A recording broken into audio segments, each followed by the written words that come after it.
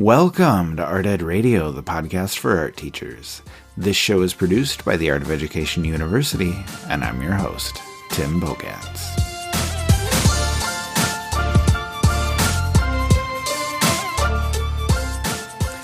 In today's podcast, I am pleased to welcome on Kevin Honeycutt, who will be our featured presenter at the Winter Now Conference on February 6th.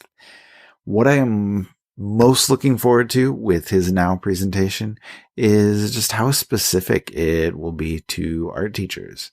You know, Kevin is a thought leader and a speaker and a great source of inspiration. And I'll let him introduce himself, talk about what he does, but I'll say this. He is a former art teacher, so he gets us. You know, I love that at the conference and in the podcast today, we will get a message to art teachers from an art teacher. You know, Kevin is intelligent. He is hilarious. He is a great storyteller. And more than anything, he is inspiring. So I'm looking forward to what he has to say today, and even more so what he has to say on February 6th. Like I said, I have a handful of questions that I really want to know about. Some ideas I really want to hear. I want to talk to him about his life, his story, his time as an art teacher, and what he's doing now and what continues to inspire him.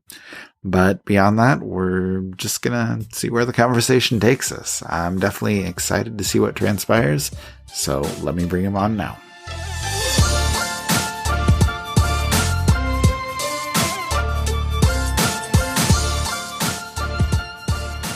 All right, and Kevin Honeycutt is joining me now. Kevin, how are you today? I'm good. Hanging in there. Good. Glad to hear it. I'm really, really thrilled to be able to talk to you today. A lot that I want to cover with you, but can we just kind of begin with an introduction? Like, can you tell us a little bit about yourself, about your life, about how you got to be where you are today? I'm the first generation from my family to graduate high school. Then I went to college.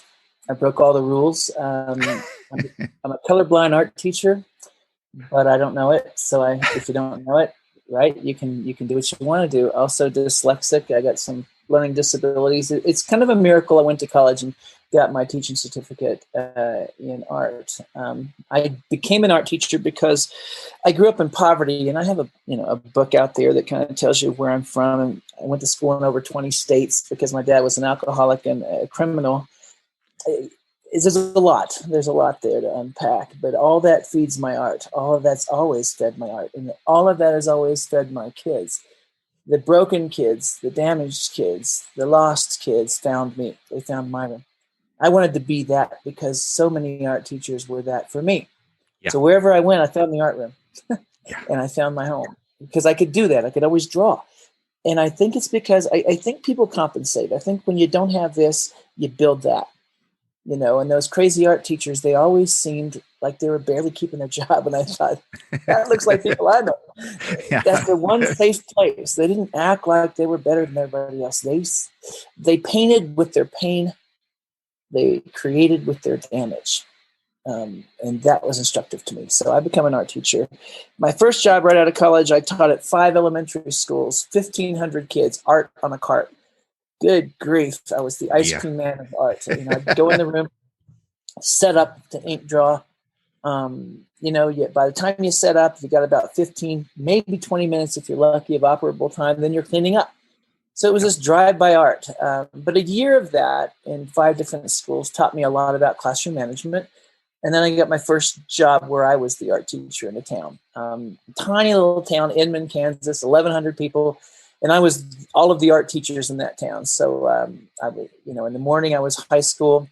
Then I went over to the grade school and taught 2 units, 45 minutes each of elementary. That's K6. Then I hurried back because I had 5 minutes literally to get from the grade school back to the high school and be set up and ready for 7th and 8th graders to walk in the door. And I did 13 years of that. And I loved it. It was a big responsibility because I knew I can't blame anyone. If they come to me in junior high and they don't know their principles, and their elements and have, that's me. That's on me. So I had to make sure in 45 minutes that I got them a good foundation, in art. And I worked hard to do that. I loved my job. But you can burn out. You can burn out, Mm-hmm. especially when you're the only art teacher in a district. There's no one to talk to. They keep the music and band teachers away from us because if we ever join forces, we take over the world, the fine arts teachers. And I knew the kids needed me. Well, when I left there, I became a staff developer, if you can believe it or not, a keynote speaker and staff developer as an art teacher. I always have art teachers come up and say, "We've never had an art teacher do our PD." And I'm like, yeah, shh, don't tell everyone. So I had to play it down on the down low because if I act too creative, the history teachers won't respect me or the coaches won't respect me. So, I walk a line, and that's where I am now. I'm teaching online. I'm doing a lot with pre-service teachers from Kansas State University through a friend of mine who's kind of puts me out there in front of them. These are going to be art teachers. And so I'm talking methodology for online. Now, I'm an old guy. I'm Yoda. I mean, I was doing online art teaching, I don't know how many, 15 years ago, back when it was pretty hard. You had to have a Tandberg or a Polycom system and training teachers to try to be, what's the word, engaging and interesting online. And that takes a lot more than wonk, wonk, wonk, wonk, wonk, or Bob Ross, line by line. They got to want to. And if you can't start there, you're not going to get anywhere. So I always tell teachers, bring your weird.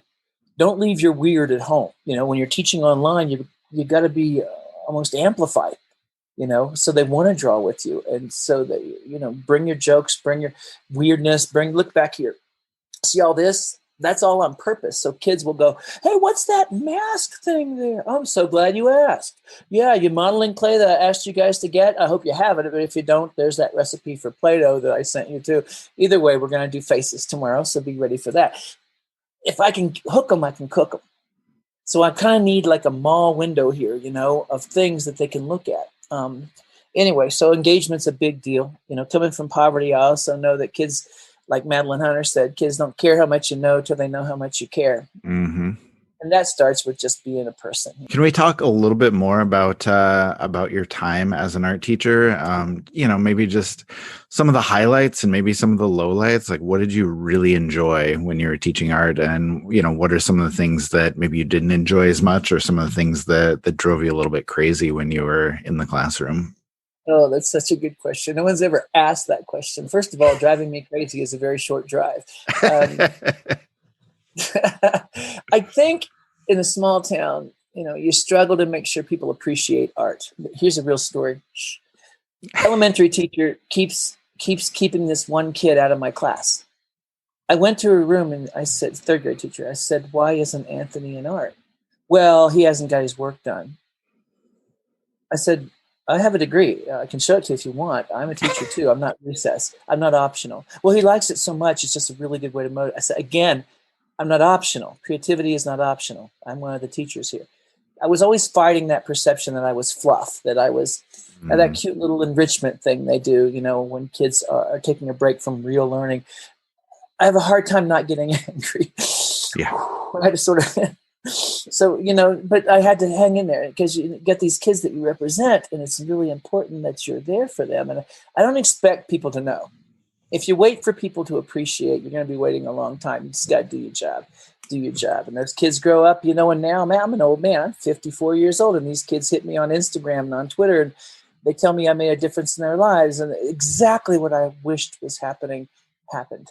So that faith that you've got to have faith that you're making a difference. At the end of the day, I always thought, look, all my kids aren't going to become fine artists, but if they have a sketchbook under their bed that they pull out now and then and are proud of, if they pick out better curtains and better interior decorations because they were in my class, if once in a while they say something smart at a dinner party and know who the artist was, Louise Nevelson, or whatever name they pull out and everyone's surprised, I've enriched them in that way. And so I love that part of it. Things that drove me crazy. Let me think here. I think fighting the whole budget. I didn't have a budget, and they always think it's cute to be that starving art teacher, a dumpster diver, that's cute. And at some point it's not cute, so I fought hard over the years and I got my budgets where they needed to be. And I had 50 colors of glaze. and you could look at the glaze index over here, and I had 3 bottles of each color of glaze. This is the kind of stuff that then I started teaching jewelry and metalsmithing, casting, sterling silver and gold. And again, if I didn't do it, the kids didn't get it. So I had to do everything. There's nothing I could turn my nose up to and go, I don't do batik. Yeah. You can't do that because you're erasing that from the pantheon of their experience. You can't do that. But it's hard when you're the only person. So you do the best you can. You read journals and all of that and try to stay in touch. And one thing I did was I was constantly subscribing to college journals so I could see what my kids were headed toward. What were they going to have to do in college? And I found that I wasn't doing all of those things. For instance, I resisted digital stuff for a long time. And I was proud of that, being a Luddite in that way. And the more I looked at college and the more I looked at, Photoshop and the more I looked at, I thought, man, I'm ripping my kids off here. I can't do this. So I got one computer in my room. I got 26 kids on one computer. I would rotate them to give them an experience with Illustrator or Photoshop because I thought they're going to get jobs today, not yesterday, today. Yeah. I want my kids to be tradigital. Yes, a firm grounding in traditional, but also digital and ready to get a job in industry. So they're not living in mom's basement. I don't think that's cute. So, I know we all have to make a living. Now, some of my kids, they work, they do illustration at a shop somewhere, and they know the difference between the work they do for money and the work they do for love. And that's okay to give them both things, I want them to be able to pay the bills. So I tried my best to get kids ready for careers. The more I went in that direction, I seemed to chafe my colleagues. They're like, why don't you just teach art? Why are you doing all this digital stuff? Because I want my kids to get a job. They want you to go, it bothered them. And one of them actually said it outright. He said, if you keep doing all of this digital crap, we're all going to have to do it. Yeah. And I said, why are we working here? Is it for us or for them? I got in trouble. That most good school innovation dies of domestic violence, I say sometimes. And I think the art room is a place where, I'm going to say this, okay? Creativity, innovation, and invention are all one thing. Send hate mail here. Pestack@gmail.com. I don't care, because here's what I think. Creativity, when you call it creativity, everyone that doesn't do creativity thinks it's optional. It's cute. That's the beginning. You have to understand, to teach kids to be creative is to teach them to have a thought no one's had yet. That is innovation. That is invention. You want to talk about maker? Art teachers have been doing it the entire time. Now I'm ready to take it up a notch. I'm ready to claim that.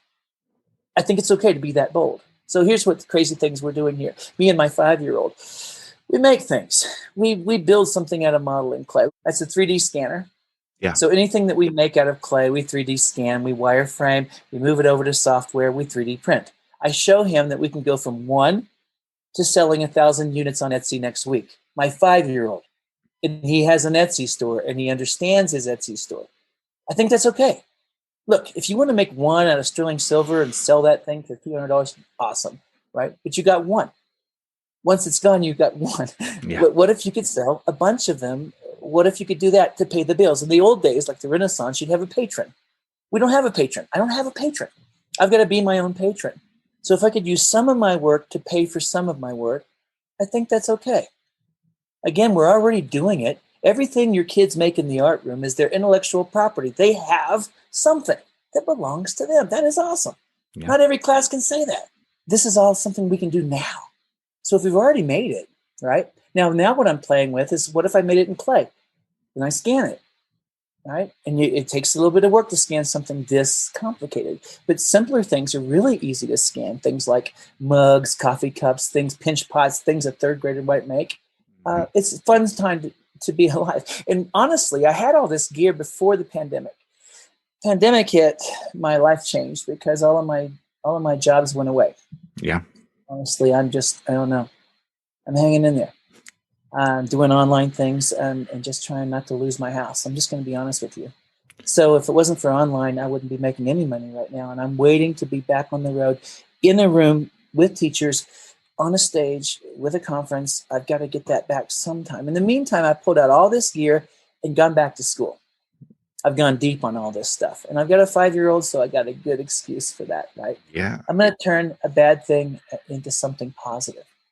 Yeah, I think that's really good. And actually, that's a good segue for me because I wanted to ask you just about your creative process, about what art making looks like for you. You know, you're talking about how you're diving into all of these new sorts of things. Like, is that consistent with other types of art that you've learned, that you've done? Like, can you just talk about, you know, your process when it comes to creating art? Or I know you write Yeah. songs, things like that. Like, what does the creative process look like for you? It starts like it always did, with a sketch. Sometimes it used to be on a plane. I would draw. I have a tiny sketchbook, and it had to fit on the tray table. I was Hmm. always on the run, 365 days a year. I was on a stage somewhere, but I could not stop being an artist. So I would draw on anything that I had. I actually, I wish I could show you my computer here. I draw on my computer all the time, constantly, and then my hand wipes it off, and then I draw again. So there's a living canvas on my laptop, because I don't want to just use some piece of technology. I want to be part of these things, you know. So I still collect things that interest me, and I still build things from this is inspiring to I can make this with second graders to we can have one of these things here, put it on Thingiverse, and have a reputation as a working artist that might lead to an Etsy store and an income. And I got to tell you, man, my mind has opened since the pandemic. I'm coaching kids on how to build their first store. I'm coaching kids on how to use social media. You might notice on Twitter, I've got nearly 64,000 followers. That's on purpose Yeah. because those people might be customers and I might need them to be customers. So if I'm going to be a working artist and have customers, I've got to build that. Now, everyone can do that now. It used to be if you were rich and you had connections, you had it made. But if you were poor, good luck, Yeah. kiddo. Now you can build your own audience. So I tell kids, go out there on Etsy and find people who are selling like hotcakes. Okay, find people who are making what you would like to make or you already make and slowly steal their audience. Go on social media, find them on Twitter, Instagram, every place, and follow their followers because they're already pre-qualified fans of your genre. This is hunting these days. Yeah. I'm just teaching kids who are still biologically upper Paleolithic hunter-gatherers how to hunt in this new valley. This is not, you know, people have been doing this kind of thing for a long time. As an artist, are you pre-buzzing your release? Are you talking on social media about how excited you are about your new t-shirt and what it says and what you're trying to do with that? And let me give you another idea. I like textiles. I always like weaving. And I find a site online that's really cool. And I'll go farther into that when I talk to teachers. But I find this site online where I can, it's called Spoonflower, one word, spoonflower.com, where kids can upload their artwork and then they can turn it into a pattern or tessellate it or whatever and decide how many images per square inch, right? And then buy the fabric from themselves or buy the fabric already made into pillows, blankets, comforters, tea towels, everything for your house. Your Martha Stewart living basically with your art. Now you can sell that, right? So Yeah. if you just want to buy your own, and I've done this already with my 5-year-old. The curtains in his room were designed by him. He thinks every kid like him designs their own accoutrement. He thinks that's what kids do. And I want school to teach that. I don't want my kid to be the weird exception. I want this to be something we do. So if it's good, it's good. It's good everywhere. So Spoonflower, and suddenly you're making your own stuff. Books, of course, publishing coffee table quality art books from a young age. So you're used to publishing because without people seeing your art, are you an artist? Are you a secret genius? Are you Emily Dickinson with a trunk full of brilliance no one finds till after you're dead? I tell kids, don't be Emily Dickinson. Live out loud, create out loud, make out loud, share out loud. Do that. And if no one buys your thing, keep doing better things until someone wants it. And keep looking for your audience. And a lot of times my audience for my music isn't America. It's Australia for some reason, or New Zealand for some reason. But what if you live in a small town and you've only shown your work to the people in your town? No one understands you. That's going to hurt, man. You're going to give up. I've got to help kids find their people. They're out there. They're out there, I promise. For almost any artwork, any genre, there's someone out there. Now, the best thing to do is go hunting. Find out who's doing what you do. It's successful. Sidle up to them. Hey, I love your artwork. I just want to know. I want to learn at your feet. Now, by the way, when you approach somebody who's a working artist and a kid comes to you with a voice like that, you cannot resist that unless you're a total jerk online. Right? I tell kids, be everybody's kid. Be humble. Be courteous. Be the person they want to hand their legacy too. In some cases, they will. This is not, I can prove to you this is not crazy, right? But if you've never done this before, I'll meet some art teachers and they'll suggest this to them. And a lot of times their first impulse is, well, you're commercializing. Yes, of course. Here's my portfolio that's not commercial. Here's my portfolio that pays the bills. Yes, I am. Because when you start talking about kids making a living, the shop teacher is doing it. The VOAG teacher, power mechanics is doing it. The literature teacher should be doing it, right? Because if kids are writing, this is a book that comes from one of my teacher friends from Wisconsin, comes out twice a year. Inside the book is all the things kids write for the whole year. So instead of just writing and handing it to one person, the teacher, they publish the book. It comes out twice a year. It's a compendium of everything they've written. Before the kids leave and graduate, they publish their own books. Here's a kid's book. This is a high school kid. His first published work. So the minute he publishes this on Cafe Press, not on Cafe Press, I'm sorry, Lulu.com, Lulu.com, self-publishing for free. The minute he clicks publish, he's got a barcode on the back, and he's published, and he's also got a legal copyright in the United States, this kid. So I'm in Australia showing this to elementary kids, and one of those elementary kids lost his mind because he's a photographer. In Australia, depending on where you live, there can be very interesting things to point a camera at. But I would wager, I don't care what town you're in, there's something to point a camera at. And every picture you take, kids, is your intellectual property, your potential product, right? So take a lot of pictures. How do you get good at photography? Take a lot of pictures. Yep. When you first start, you'll take 100 pictures and 2 will be good. Then you take 100 more and 4 will be good. And if you just keep going, what's it cost to take pictures these days, kids? Nothing. We took pictures and you had 24 pictures and none of them were good. And you didn't know for 3 days while you were waiting for the film to be developed, and you paid $25 for that. It's free for you. So what's your excuse again? Get busy. The only person that can stop you is you. Get busy. What do you want to be true? When you go for that scholarship meeting, don't go in there with a portfolio full of artwork with coffee stains on it. Walk in there with a coffee table quality printed book of your work that's museum quality. They're going to say, who are you again? Because they don't even have that professor. And you're going to have an unfair advantage against kids who don't know any of this. So my job, I think, is to make sure kids know. They should know, right? We always assume they're digital, they understand, but not. The web and technology prepares a buffet of tools that kids can be successful with. But for the most part, I think they're eating the napkins. So I know my job is to show them how to turn these into opportunities, right? To turn their art into something people see, not just some secret thing. When you're teaching ceramics, we used to call them love pots, these tiny pots kids make on the potter's wheel that don't rise above their hand. They're so small and cute. They're cute. The walls are like 2 inches thick, and it's like, right. They love it. And there's a moment there when you could stop and say, I made one.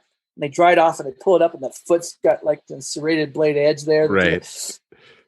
If you don't graduate past the love pot, you're not ever going to get to success. So when it gets above your hand, how do I help them get their art above their hand, up to here, so that it starts to be thin? They take some risks, yes. When you first do that pot, you're trying to make it thinner, and you don't really have the finesse down yet, and you go too fast, too hard, and the whole thing gets off, and you lose it. You basically want to cry, There's a graduation moment in all art, photography, anything.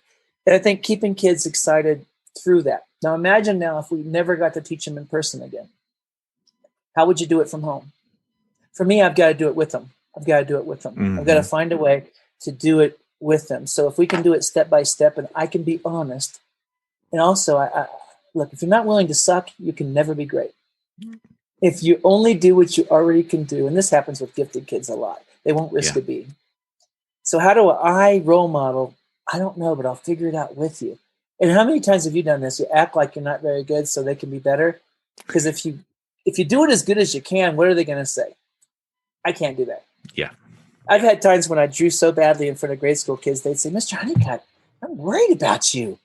I think I'm better than you. Are you going to get fired? I'm like, no, I know how to draw, dude. I don't have to show off in front of grade school kids. I want to bring them along. Just keep them tantalized enough that they can't stop. Hook them, right?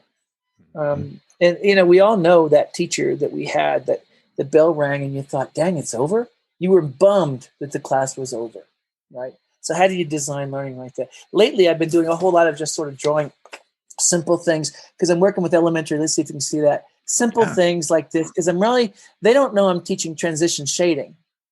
And the teacher lets me do it because I'm saying head, abdomen, thorax, exoskeleton, insect. So they love my lesson. What they don't get is I only had one thing I wanted to do, and that's to teach contrast and transition shading. I got my curriculum in, right, through the Trojan horse of whatever curriculum they hired me, and I did both. Art teachers have been doing this the whole time. We've been teaching a lot more than art. It's just that people don't always get that. So rather than say it, because I'm not young anymore and I'm not stupid, if you don't say it, you can do anything you want. I know everybody out there is listening, knows exactly what I'm talking about. Oh, for sure. For sure. That's what our teachers are great at.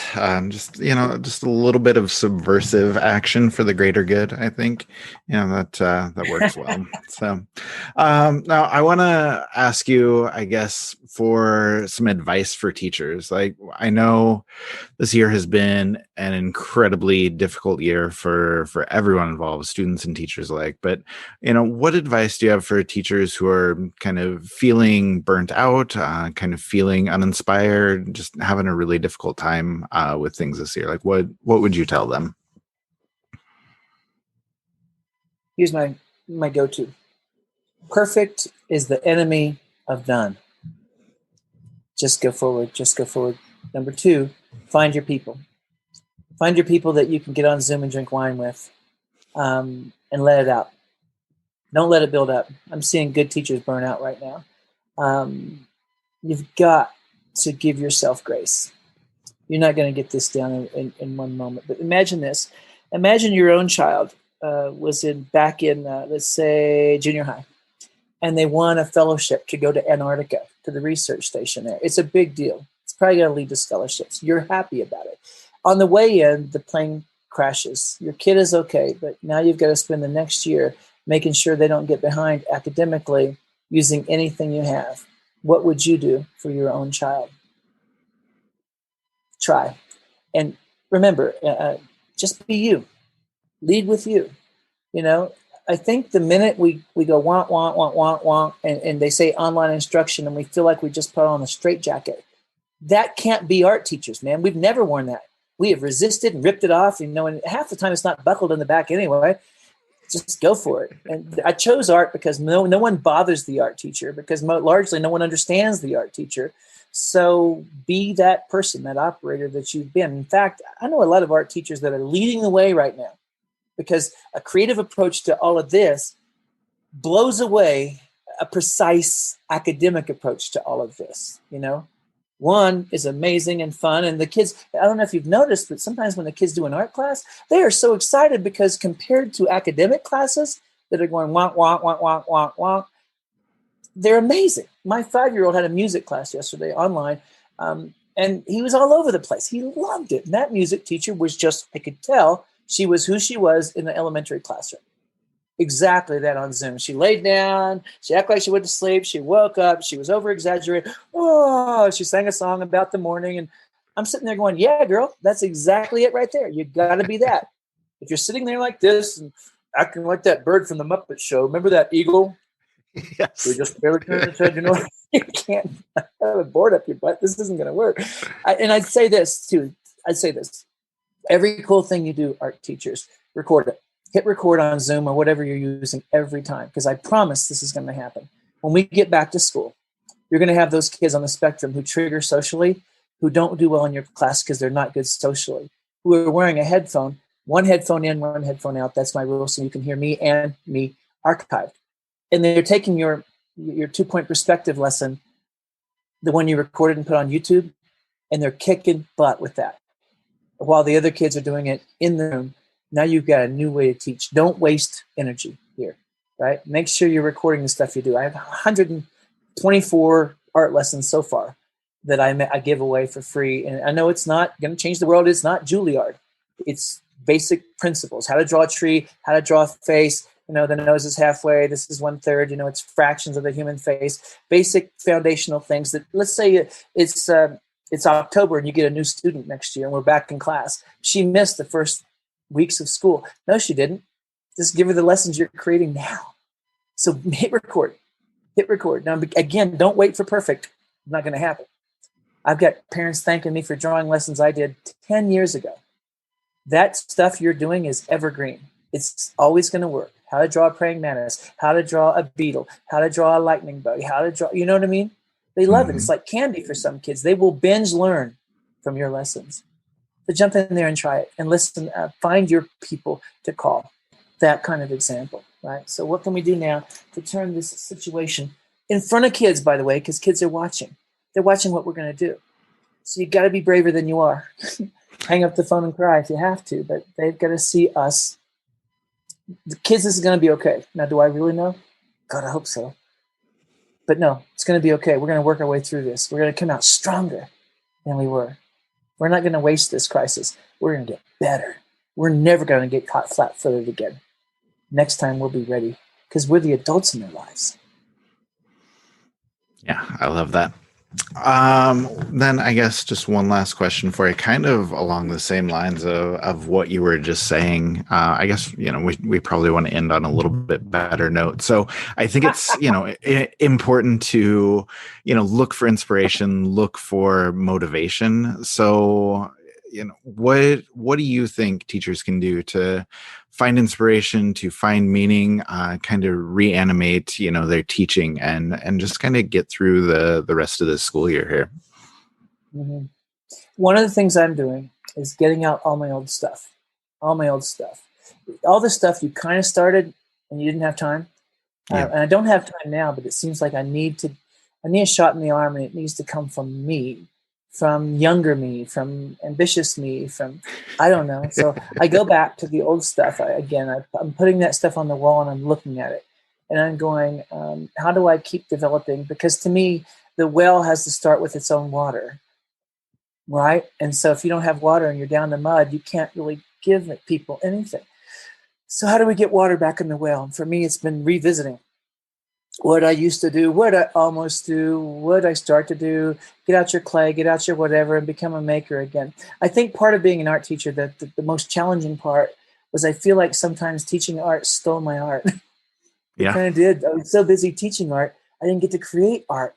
And then when you get home, you're so tired, you're like, do I want to do art? I did art all day, kind of. So I've got to find a way. So, if you can find a way to rationalize, like if I know I'm going to do an online sculpture class, I get to make a sculpture, I get to make a model, I get to make an example, I get to make. I'm enjoying that. I'm not looking at that as work. Now, hooking up and making sure it all works, and hey, Jacob, could you unmute? Thank you, Jacob. All of that, whatever, the cost of doing business maybe. But I'd say jump back into who you are as an artist. Go find your art again. Get your stuff out. Get your old sketchbooks out. Get it all out. I did that. In a room, I got out everything. I spread it out on the floor, and I walked from end to end and went, I found myself again. And I thought, I'll teach that. I was good at that. Don't waste anything. Anything you've ever created, get it out. Go clear out the file cabinets and find that stuff. And I think you'll find inspiration. What inspired you when you first started? Whatever that is, find it again. Now, you'll probably interpret that. We're the Rosetta Stone for that motivation, but you'll interpret that again. Draw, look around. My kid is all over me all the time. I haven't left this house, and that 5-year-old needs to, he's creative. I'll give you that. I mean, I think this has been good. This is crazy. His language, his vocabulary, his art, his creations, that's all he does is create. I don't know. I don't want to give that away. I was on the road all the time. And so some good thing, look for the good. I promise there's good there, and keep talking to those students, keep working on relationships, embrace imperfection. I had a photography teacher. He said, the camera already does it perfectly. Everything you do that's not perfect is your style, is your art. It took me a while to believe that. I was, a lot of us are in this chase to draw perfectly, photoreal. You have to prove it can. Mm-hmm. And you can chase that rabbit for your whole life if you want to. But the minute you deviate, here's one more example of that. I had a student who was on American Idol, Wes DeWitt, made round 2. I'm like, yeah, Wes, you got this, man. I've had a couple of students that went a long way in those creative places. But he came back. He didn't make it past the third round. I said, what happened? He said, they said come back when I sound like me. I said, what do you think that means? He said, well, I can emulate anyone, but until I have my own style, I can't win. I thought about that, right? That thing that you think is your imperfection might be your brand, right? I tell kids that right? That your biggest weakness is your biggest strength waiting to be shown well. So bring real. And we can role model that with our insecurity and our efforts and, yes, our frustrations and the way we work through it so they can see us getting through this too. You're going to do this. We're going to be okay on the other side of this. We're going to be better on the other side of this. Look at any movement. Look at artists, Picasso, people who lived through wars, created through wars, expressed themselves through wars, right? They didn't stop. They created their way through. And now we have that to look at. So I want to do that too. I want people to look at my art and say, those were his pandemic years. And I tell my 5-year-old, I say, can we buy this? And I'll say AP after pandemic. Yeah. We had AD, we had BC, and we're going to have AP after pandemic. So after that, man, we're going to. So get ready. Get your paints, get your palette, get it all ready, and tell your kids the same thing too. And there's one more thing that you could do. If you challenge your students to create a time capsule of everything we've lived through, everything we've created through during the pandemic, every meme you made, every artwork you made, every photograph you took is primary source documentation of a historic event. When's the last time we could tell kids that? Yeah. So when we come out of this, I want that to be somewhere findable. Here's what we did. We didn't give up and wait. We didn't cower in the corner. Brave people get bigger when things are hard, not smaller. So do that, right in front of your kids. Remember that other thing. Who do you call when it's tough? You got to have those people, whoever that is. And if it needs to be me, we'll give them my information. I have more than one person who calls me and I talk them down from the bell tower. I have several people like that. Make sure you have that group of people out there. You matter. You matter. Being creative right now for kids is a big elixir. They can't get together. They can't meet. They can't have the birthday party. At least we can help them develop that creative thing inside that helps them survive this thing. And if we do that, they're never going to lose that because they survived with it during this. They'll have it for the rest of their lives. What a great job we have. Yes, absolutely. Yeah, Kevin, thank you so much. Everything is incredibly inspiring, incredibly enlightening. It's been a pleasure to talk to you. So thank you very much. Thanks, Timothy. See you soon. Thank you so much to Kevin for everything that he shared. So many good ideas, so many great things that he said. Might even be worth another listen to make sure that you catch it all. One important thing that Kevin talked about is the power of connections. You know, how they won't let us talk to each other, won't let us talk to the music teachers because we would take over the world. And it can be tough for our teachers when we're alone, when we're on an island. And that's why hearing from another art teacher like Kevin is so great. You know, he knows what we are going through. He's lived it, he's experienced it, and he can validate our experiences. And that's a good feeling. That is powerful. And I think that's something we can celebrate, you know, because what we do as art teachers is special. You know, we are unique to our schools, and we need to celebrate that, and we need to share that experience. We need to share ideas with each other. We need to lift each other up and make each other better. And honestly, you know, that's the goal. That's the point of the whole conference. You know, with Now, we want to share with each other. We want to help each other. We want to inspire each other. And, you know, the conference is a chance to connect, a chance to engage with other people who do what you do and understand what you do. You know, that's a chance that we don't get often enough. So come to the conference, you know, or if you can't come to this conference, maybe you come to the next one or the one after that sometime in the future. But I want to encourage you to put yourself out there, find those connections, you know, be willing to learn, be willing to share. We help each other, and we are all better because of it.